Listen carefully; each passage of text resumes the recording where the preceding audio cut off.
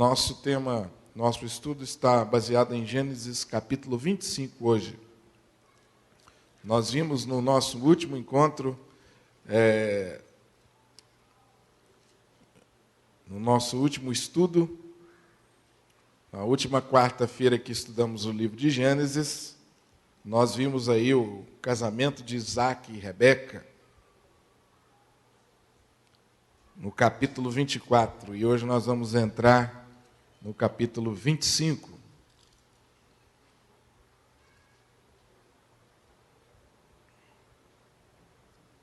É sempre bom lembrar, no início dos nossos estudos, nós fizemos uma introdução do livro de Gênesis e colocamos para os irmãos que esse livro é um livro que ele trata dos princípios.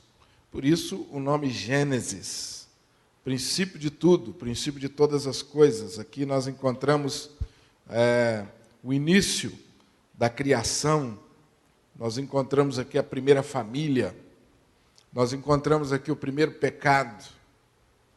E esse livro pode ser dividido em duas partes. Até o capítulo 12, Deus trata de modo geral com o homem, e a partir do capítulo 12, ele forma a partir de Abraão, começa a formar a partir de Abraão um povo. Esse povo é chamado no Novo Testamento de povo de Israel, povo de Deus. No Novo Testamento, esse povo ganha outro nome também. Qual é o nome desse povo no Novo Testamento? Pergunto a vocês. Povo de Deus, povo de Israel. E no Novo Testamento, esse povo ganha mais um nome. Qual é o nome que esse povo ganha?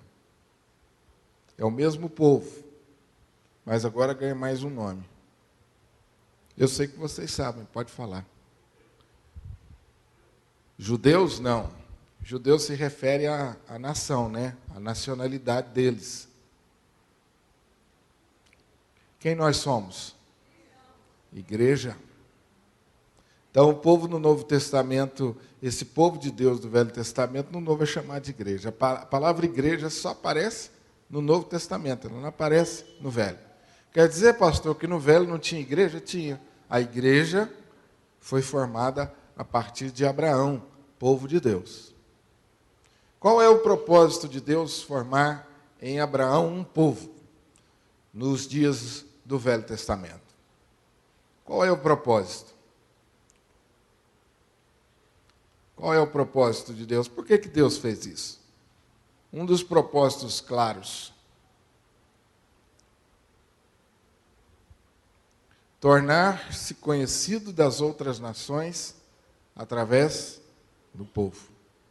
Então a ideia era Deus se relacionar com um povo, especificamente como modelo, para que as outras nações pudessem conhecê-lo e aprender como se relacionar com Deus. No Novo Testamento, esse povo não mudou. A missão desse povo não mudou.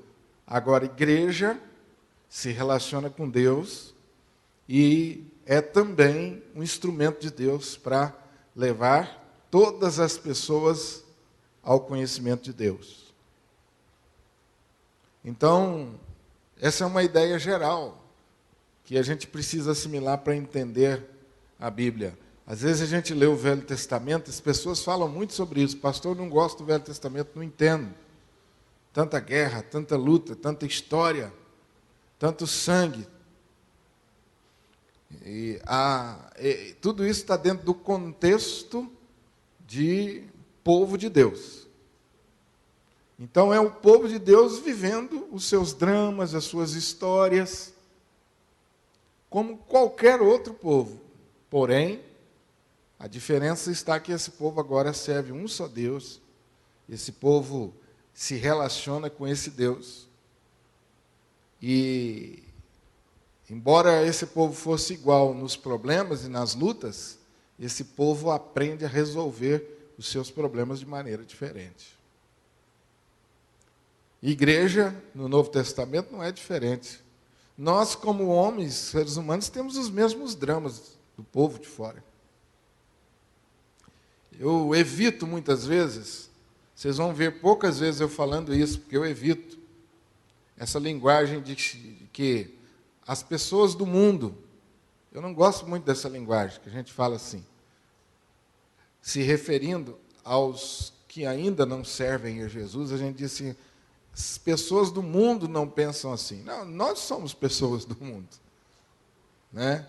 Nós somos desse mundo, nós não somos fantasmas. Nós somos desse mundo. Somos igual a qualquer pessoa. Igualzinho. Né?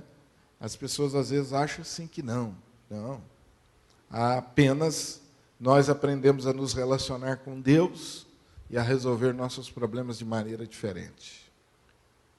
Então, é interessante a gente assimilar essa ideia geral para entender a palavra de Deus.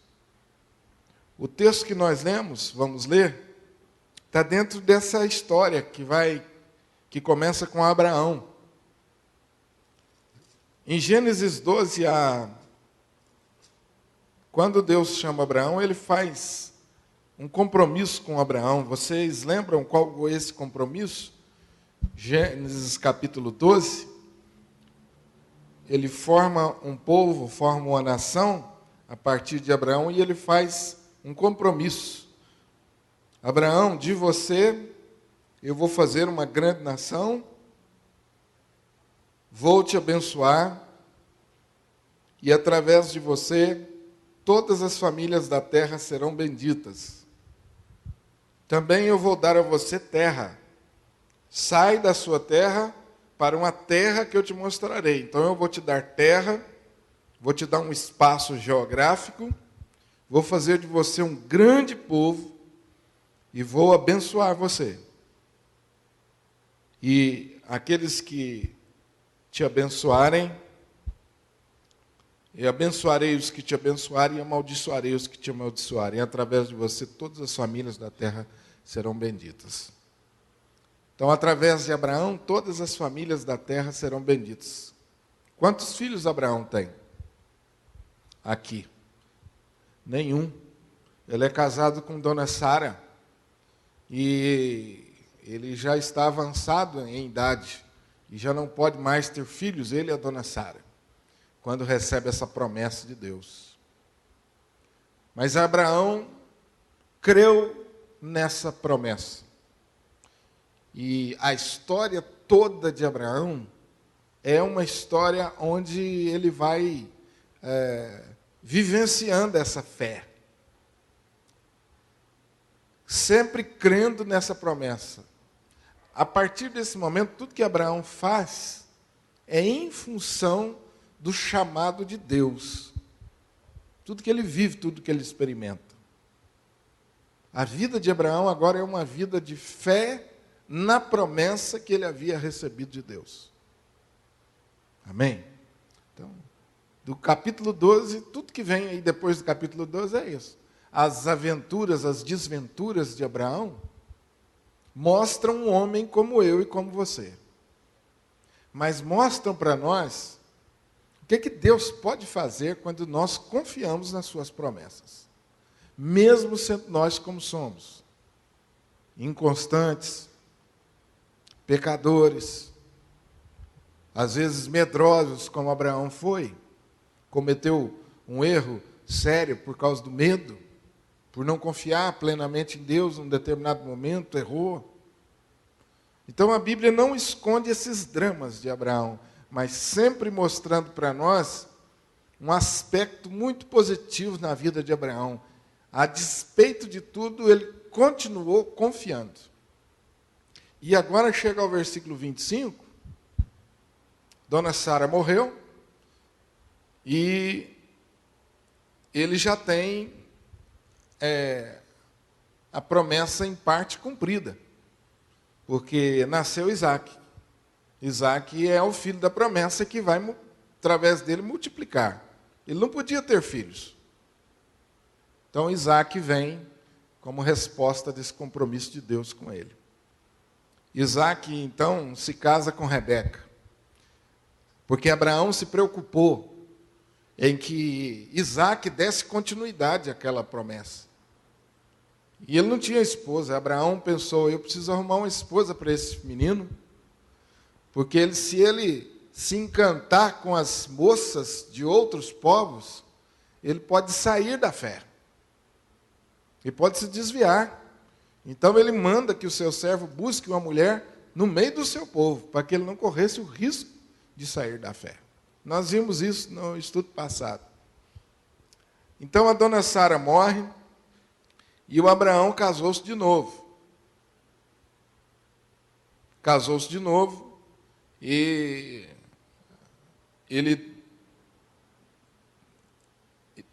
a sua esposa deu à luz. Os primeiros versículos do capítulo 25 nos falam aí que Abraão desposou outra mulher chamada-se Quetura. Ela lhe deu à luz a Zinrã, Jocsã, Medã, Midian, Isbaque, Suá. Jocsã gerou a Seba e a Dedã. Os filhos de Dedã foram Azurim, Letuzim, Leumim. Só nome bonito, gente. Os filhos de Median foram Efá, Efé, Enoque, Ábida, Elda. Todos esses foram filhos de Quetura. Abraão deu tudo o que possuía a Isaque. Porém, aos filhos das concubinas que tinha, deu ele presentes, e ainda em vida os separou de seu filho Isaque, enviando-os para a terra oriental. E a pergunta é, por que Abraão fez isso? Ele teve filhos com outra mulher, depois que Sara morreu. E aquela mulher, Quetura, deu a ele muitos filhos.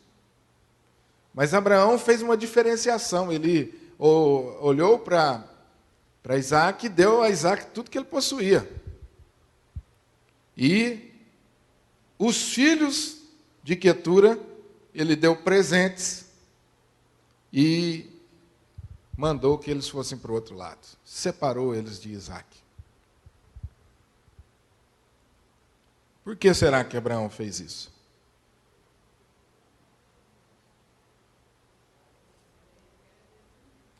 Porque Isaac era o descendente. Abraão temia que algo pudesse acontecer, porque os filhos agora de Abraão com outra mulher poderiam não compreender isso. E Abraão, temendo isso, ele toma essa medida.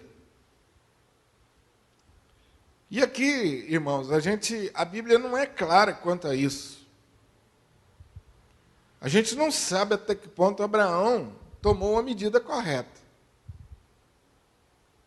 Até que ponto? Mas, porque mais tarde a gente vai ver que houve uma animosidade entre seus filhos. Mas vamos lá. Entre seus netos, melhor dizendo.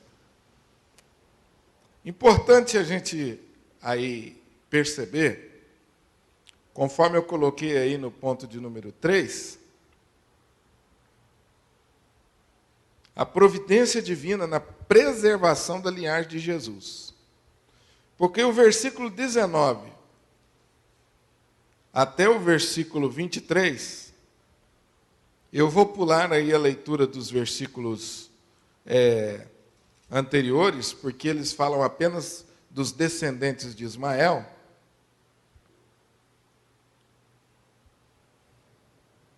O versículo 19 a 23 diz assim: são estas as gerações de Isaque, filho de Abraão. Abraão gerou a Isaque. Era Isaque de 40 anos quando tomou por esposa Rebeca, filho de Betuel, o arameu de Padã Arã, e irmã de Labão arameu.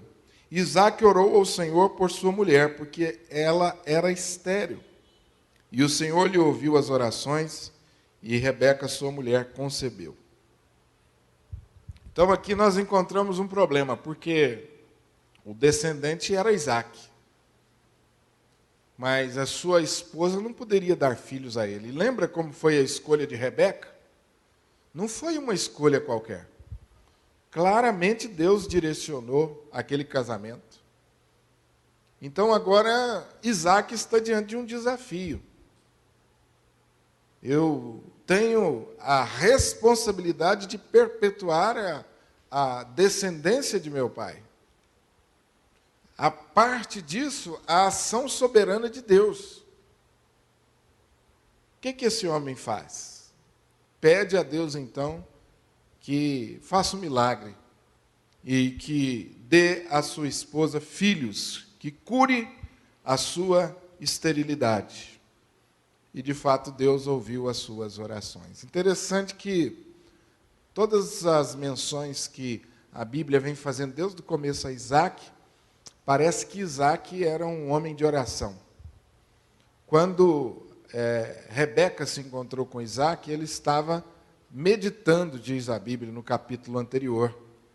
E ela veio com o servo de Abraão e, de repente, ela observou aquele homem. E a Bíblia diz que ele estava lá meditando no campo. Então, agora, novamente, esse homem ora. Era um homem que parece que tinha intimidade com Deus e acreditava, aprendeu com seu pai a confiar, né? Eu fico pensando, né, irmãos, a Bíblia não fala sobre isso. Como será que Abraão deve ter educado seu filho, Isaac? Eu fico pensando na marca que Abraão deixou na vida de Isaac. Penso naquele episódio que Abraão subiu com Isaac, ainda criança, para oferecê-lo em sacrifício. Como que mais tarde Abraão deve ter explicado isso para Isaac? Como que a família deve ter reagido? Depois, esse jovem Isaac, crescendo nesse ambiente de fé do seu pai, ele chega no momento de casar e seu pai fala, você não vai casar qualquer uma não, Deus já tem preparado uma mulher para você. Vou mandar buscar. Isaac confia. Confia. E Deus abençoou muito Isaac por isso, porque ele foi muito feliz com Rebeca.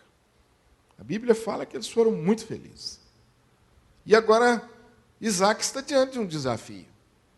A sua esposa não pode dar à luz.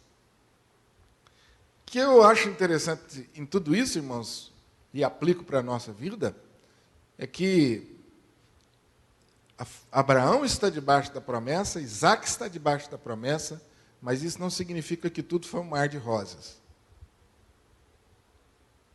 Deus esperou encontrar em Abraão e Isaac homens de confiança, e eles confiaram. Porque às vezes nós pensamos assim, não, eu estou debaixo da promessa, eu sou crente. Sim, você está debaixo da promessa, você é crente. Agora, Deus requer de você confiança. Deus requer de nós confiança, para que os planos dele se cumpram na nossa vida. Então, Isaac poderia ter se revoltado aqui e ter dito para Deus, Deus, como que o Senhor quer que eu dê continuidade à família do meu pai, à descendência do meu pai, conforme a promessa que o Senhor fez a ele, e ele me disse, se o Senhor me deu uma esposa que não pode ter filhos. Ele poderia ter murmurado, mas não, ele foi orar. E acreditou que Deus poderia fazer um milagre, e Deus fez. Então eu acho muito interessante, ao mesmo tempo que confia na soberania de Deus, ele não exime a sua responsabilidade nisso. Então eu penso que nós, como crentes, temos muitas promessas, né? Estava agora comentando com o Leonel e a Lenísia em batizar o filho, não é? Nós, como cristãos, trazemos os nossos filhos para o batismo confiando na promessa de que eles serão salvos. Batismo é isso. A Bíblia diz, a promessa é para você e para vossos filhos. Agora, então meu filho está debaixo da promessa, já batizei ele, eu vou cruzar os braços porque ele vai ser salvo de qualquer jeito. Não. Por isso que no batismo a gente faz aquelas perguntas e aqueles compromissos para os pais. Você promete dar um bom testemunho para o seu filho? Você promete ler a Bíblia com ele? Você promete orar com ele? Quer dizer, essas coisas que estão ao nosso alcance, Deus não vai fazer. Ele requer a nossa participação na conclusão dos seus planos. Então nós falamos, olha, pastor, nós acreditamos que Deus abençoa a igreja, mesmo quando nós somos infiéis. Nós acreditamos que Deus tem pessoas que Ele quer salvar nesse lugar. Mas nós precisamos evangelizar, não é? Não basta apenas a gente ficar de braços cruzados, achando que as pessoas vão vir. Deus quer o nosso envolvimento. Então, revela muita maturidade da nossa parte quando nós entendemos isso. Deus age soberanamente, mas Ele requer a nossa parte. Deus prometeu me abençoar, mas eu preciso orar, eu preciso buscar a santificação, eu preciso me encaixar dentro dos planos de Deus, para que Ele, na sua misericórdia, me abençoe. E o texto diz que Rebeca se engravidou,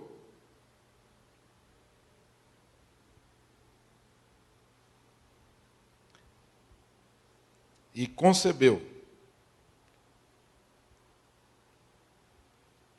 Os filhos lutavam no ventre dela, então disse, se é assim, por que vivo eu? E consultou ao Senhor. Acontece que Rebeca percebeu que ela estava grávida de gêmeos. Então ela perguntou a Deus, que é isso? Respondeu o Senhor, 2 nações há no teu ventre, 2 povos nascidos de ti se dividirão, um povo será mais forte que o outro, e o mais velho servirá ao mais moço.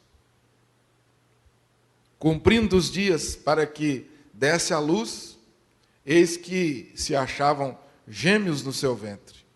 Saiu o primeiro, ruivo, todo revestido de pelo, por isso chamaram de Esaú.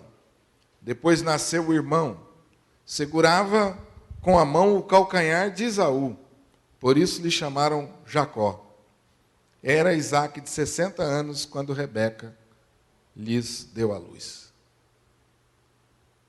Interessante mais essa história, né? Vem 2 gêmeos agora, 2 crianças. E eles já nascem debaixo também de uma palavra profética. Esses filhos serão líderes e deles vão gerar 2 nações.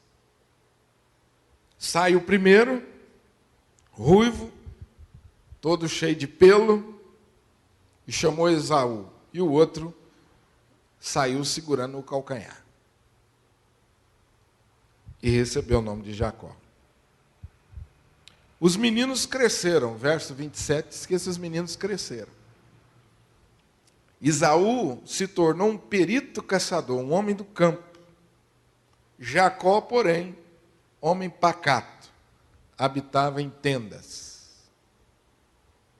Isaque amava a Esaú, porque se emborcava, se saboreava de sua caça. Rebeca, porém, amava Jacó. Tinha Jacó feito um cozinhado, quando, esmorecido, veio do caminho Esaú.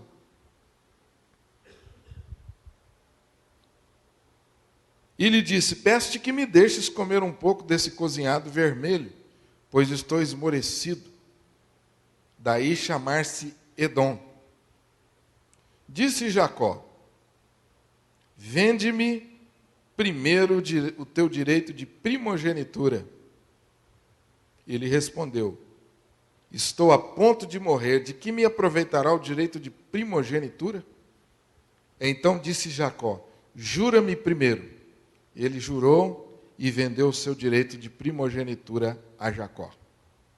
Deu, pois, Jacó a Esaú pão e o cozinhado de lentilhas. Ele comeu e bebeu, levantou-se e saiu. Assim desprezou Esaú o seu direito de primogenitura. Os meninos saíram com características diferentes.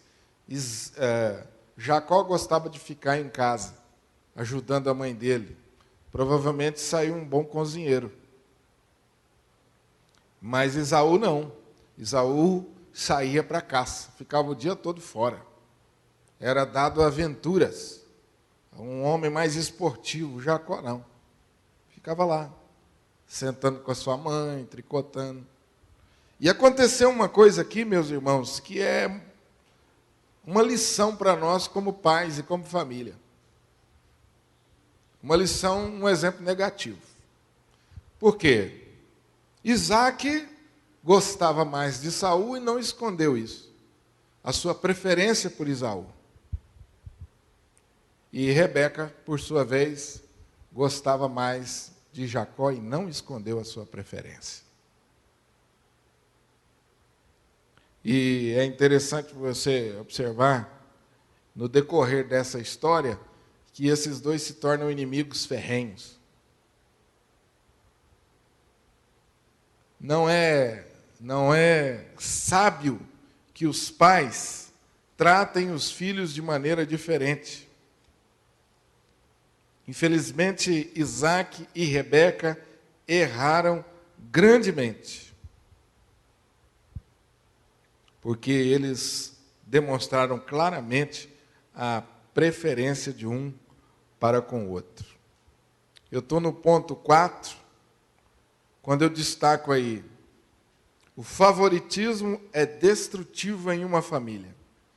Ainda que tivéssemos uma proximidade especial com um dos filhos, nunca deveríamos permitir que isso ferisse ou os magoasse. É triste notar que as crianças a quem são devotadas o favoritismo, muitas delas são mimadas e arruinadas posteriormente. Vocês conhecem história assim? Já ouviram contar uma história assim? Principalmente em famílias maiores, isso corre-se o risco de acontecer, né? Mas mesmo em famílias pequenas.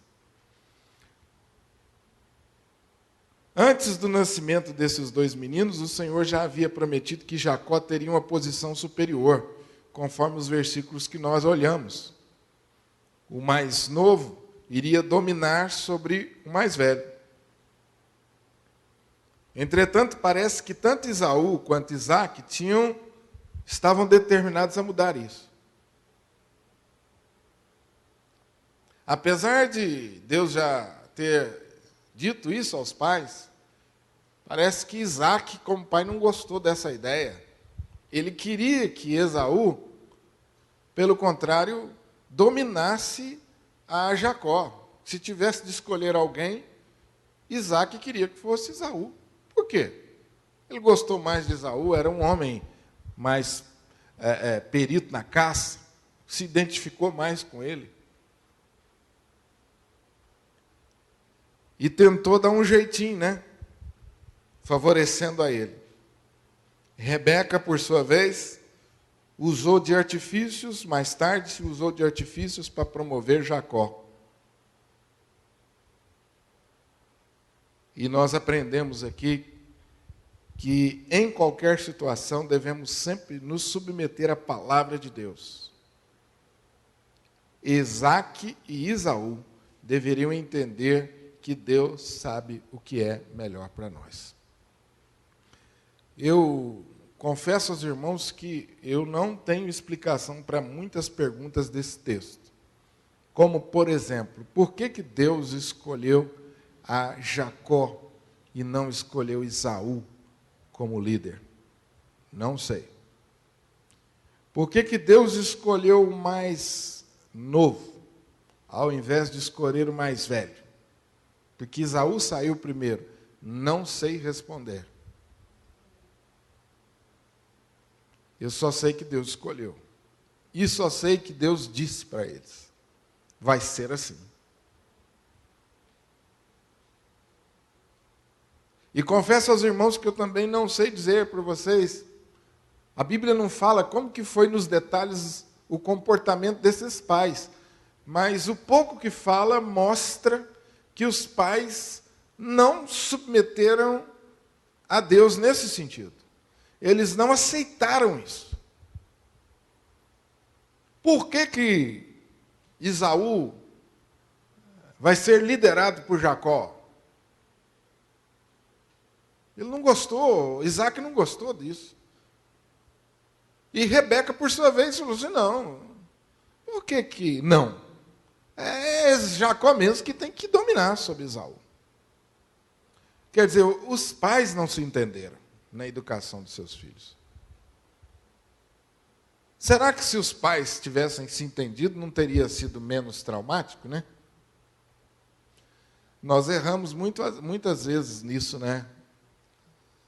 Aqueles que já têm filhos aqui, alguns já criados, a gente sabe o quanto é importante que os pais estejam unidos na criação dos filhos. Já viu essa história, né? O menino chega para o pai e pede para o pai para voltar mais tarde, e o pai, por sua vez, fala assim, não sei não, fala com sua mãe. Aí o menino vai lá e fala com a mãe. E a mãe fala assim, pode voltar mais tarde, meu filho.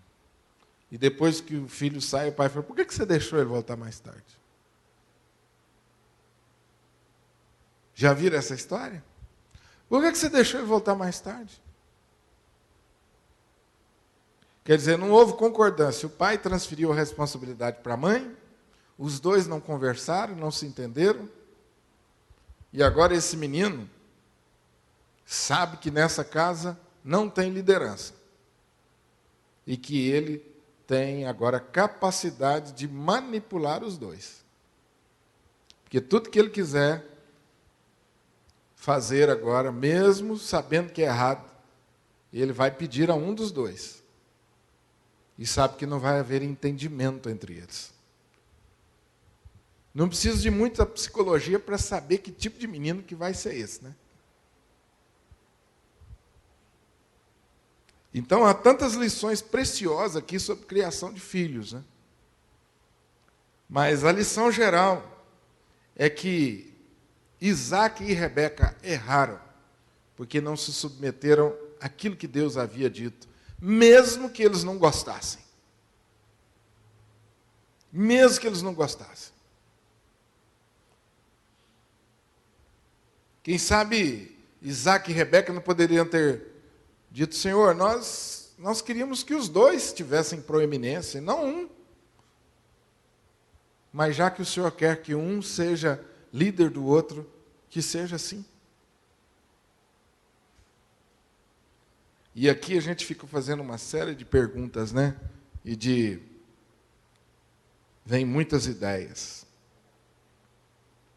Deus não precisa de nossos artifícios para executar seus planos. Tanto Jacó quanto Rebeca pecaram quando tentaram auxiliar a Deus. De que maneira Jacó se precipitou? Jacó estava debaixo da promessa de que seria líder, de que teria proeminência. Era só uma questão de tempo. Mas onde ele errou? Não, antes disso, conforme o texto. Ele viu na fome do irmão a oportunidade de chegar mais rápido. Deus não tinha dito que ele seria líder? Ele tinha que acreditar, não precisava disso. Seu irmão chegou com fome e ele viu logo ali a grande oportunidade de um atalho. Porque se ele ganhasse o direito de primogenitura, o pai iria abençoá-lo, e não o irmão. A primogenitura tinha um valor muito especial para aqueles dias. Um valor espiritual. E Jacó, sabendo disso, viu na fome do irmão uma oportunidade de tomar posse de algo que não era dele. Libanês até hoje gosta de levar vantagem. Os libaneses no Oriente, de modo geral, ainda tem muito isso, né? Preserva muito a questão de primogênito, né? Onde Jacó errou? Ou Jacó só foi vítima? Jacó não, Esaú. Esaú foi só vítima? Teve erro? Qual foi o erro de Jacó?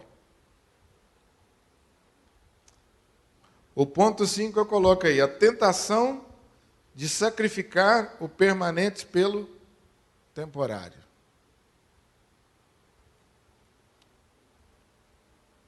Esaú era amigável, viril, mas um homem natural, não regenerado. Ele só se interessava naquilo que podia ver. O seu coração estava colocado nas coisas desse mundo. O direito de primogenitura não significava nada para Esaú. Ele não se importava com as promessas de Deus e a vinda do Messias. Ele estava totalmente disposto a sacrificar o permanente pelo temporário. O negócio é eu resolver o meu problema agora. O meu problema é fome. O que eu vou fazer com o direito de primogenitura? Isso é um valor espiritual. O que me interessa isso?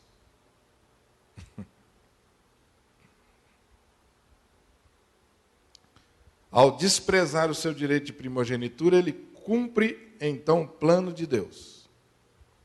Será que nós, à semelhança de Esaú, muitas vezes também não desprezamos os valores espirituais permanentes? Talvez as oportunidades espirituais que nos são oferecidas, através de um lar temente a Deus, através de uma igreja onde nós somos criados, seja, quem sabe, esse o nosso direito de primogenitura. Quantos dão as costas ao Evangelho por causa de prazeres mundanos? Não sei se vocês já ouviram isso também. Às vezes eu já ouvi pessoas dando testemunho na igreja daquilo que Cristo fez na vida deles. E alguns testemunhos são chocantes. Você já deve ter ouvido muitos. Eu fui isso, fui aquilo, fiz isso, matei, e fiz isso, fui um bandido. Mas hoje não, hoje Jesus transformou minha vida, e a pessoa começa a contar a mudança que Deus fez na vida dele. Tantos testemunhos. E aí nós que fomos criados na igreja, como eu e como tantos aqui, olhamos aquele testemunho e pensamos assim, eu não tenho esse testemunho que essa pessoa tem. Fui criado na igreja.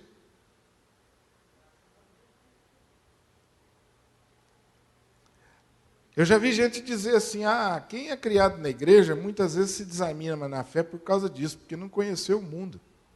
Se tivesse conhecido o mundo, dava mais valor às coisas de Deus. Será que a gente precisa conhecer o mundo para dar mais valor às coisas de Deus? Será que esse raciocínio não está... O fato de você ter sido criado num berço evangélico, desde criança, ter recebido boas influências, é a sua primogenitura. Esse é o grande valor que você tem. Os irmãos aqui já... Alguém aqui já fumou maconha ou cocaína simplesmente pelo fato de querer conhecer o gosto?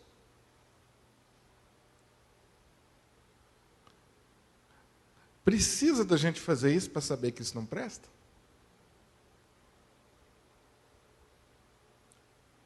Precisa. Eu pergunto aos irmãos, faz diferença? Esse raciocínio não entra na minha cabeça. Quem foi criado na igreja e teve o privilégio de crescer e ouvindo o Evangelho, teve boas influências, tem um grande tesouro na mão. Grande tesouro. Você não precisa conhecer o pecado nesse extremo para você valorizar Deus. E às vezes a gente inverte as coisas, né? Que pena que Nem todos têm um lar assim, tem boas influências assim. Que pena, não precisava ter sofrido tanto. A Bíblia diz que a quem muito foi dado, muito será exigido. Então isso se aplica à situação de Esaú e Jacó. Esaú jogou o seu grande privilégio fora por um prato de comida. Foi dominado pelo seu apetite. E Jacó também não era fácil. Que homem esperto, né? Por isso que ele era chamado de enganador. Ele viu que o seu irmão estava frágil e pensou comigo, esse homem não dá valor, não sabe o que ele está perdendo. É aqui mesmo que eu vou virar a mesa. Então, essa lição desses dois é uma lição, assim, rica de ensinos muito práticos para nós. Há muitas coisas a respeito de Jacó que nós não gostamos, como essa que nós acabamos de ver. Em algumas ocasiões, ele ludibriou e foi egoísta com Esaú, e ainda achava que era seu dever dar uma assistência a Deus. Entretanto, ele era um homem de fé, pois viu o invisível e o futuro. Valorizou o direito de primogenitura e queria as bênçãos espirituais de Deus. Jacó não pecou por desejar o direito de primogenitura. Pela promessa de Deus, esse direito já pertencia a ele. O crime dele foi na maneira em que ele procurou obter o direito de primogenitura. Ele deveria ter sido gentil com Esaú e deixar Deus tomar conta do seu futuro. Até mesmo aqueles que têm fé verdadeira estão sujeitos a falhar pela fraqueza da carne. Amém? No próxima quarta-feira nós vamos ver o desenrolar dessa história. Isso é só o começo. E aí nós vamos ver quais as consequências disso aqui. O que gerou isso aqui? Isso aqui, inclusive, esse episódio ajuda a gente a entender um pouco do que acontece hoje nos nossos dias, lá no Oriente Médio. Qual o desenrolar disso aqui? Amém, gente? Vamos ficar de pé para a gente orar?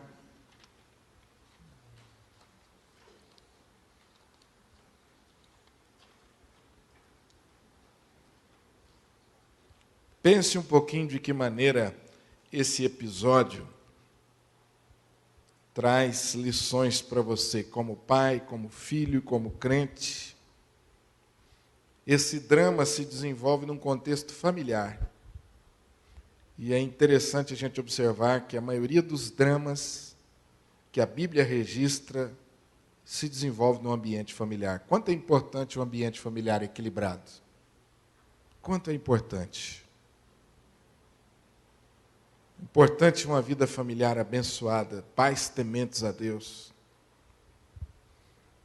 Nós aprendemos com Esaú e Jacó também sobre as nossas preferências.